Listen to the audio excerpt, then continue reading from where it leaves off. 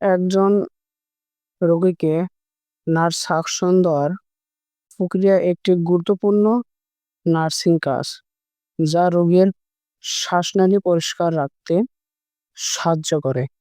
নিচে ধাপে ধাপে ব্যাখ্যা করা হলো সাকশন দেওয়ার পদ্ধতি।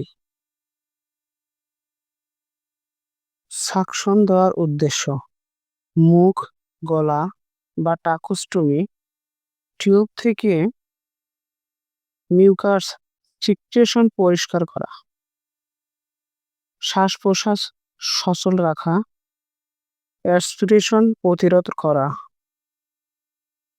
সাকশন দেওয়ার ধাপ সমূহ: প্রস্তুতি: ডাক্তারের নির্দেশ অনুযায়ী সাকশন দিতে হবে। প্রয়োজনীয় জিনিসপত্র জোগাড় করুন: suction machine, suction catheter, hand gloves, distil water, oxygen ব্যবস্থা, মাস্ক, অ্যাপ্রন প্রয়োজনে। রোগীকে প্রস্তুত করুন: রোগীকে সেমি ফাউলাস ও ফাউলাস পজিশনে বসান। রোগীকে সাকশন সম্পর্কে বোঝান। রোগীর অক্সিজেন স্যাচুরেশন পর্যবেক্ষণ করুন।